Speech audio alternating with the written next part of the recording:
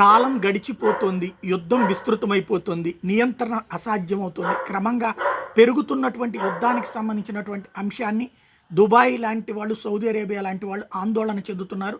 ఇప్పుడు క్రమంగా పెరుగుతున్నటువంటి యుద్ధానికి సంబంధించిన అంశాన్ని ప్రస్తావిస్తున్నారు. The United States is facing fire from Arab nations including its ally Saudi Arabia and the UAE warned the Joe Biden administration that the time to contain Middle East crisis is running out and that immediate ceasefire in Gaza is the only way to stop a wider regional conflict. In an interview to CNN, which will be aired today, Saudi's foreign minister said that there was a dangerous escalation in the Red Sea amid Houthis versus Israel-US counterattack.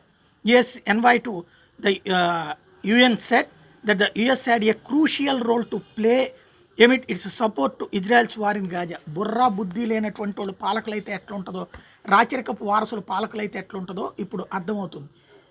Houthi తీవ్రవాదులు వాణిజ్య నౌకల మీద దాడులు చేస్తుంటే ముందంట Israel చేత కాల్పుల విరమణ ఆపిచ్చేస్తే మొత్తం సమస్య పరిష్కారం అయిపోతుందంట. అంతేగాని తమ మతానికే సంబంధించినటువంటి హౌతీ తీవ్రవాదులతోనో, హెజ్బుల్లా తీవ్రవాదులతోనో, లేకపోతే హమాస్ తీవ్రవాదులతోనో మాట్లాడి బందీలు విడిపిస్తే యుద్ధం ఆగిపోతుంది కదా, అది మాత్రం చేయలేరు. తమ మతం వాడిని కంట్రోల్ చేయలేరు. కానీ ఎదుటి వాళ్ళకి సంబంధించి మాత్రం మీరు యుద్ధం ఆపేసేయండి, వాడు ఆపేస్తాడంట. వాడేమో వాణిజ్య నౌకలను ధ్వంసం చేస్తాడు, జనాలను తీసుకెళ్లి కిడ్నాపులు చేస్తాడు, ప్రాణాలు తీసేస్తాడు. ఏం చేసినా పడి ఉండాలి. ఇలాంటి దరిద్రపు దేశాలు ఉండడమే ప్రపంచానికి పెను ప్రమాదం.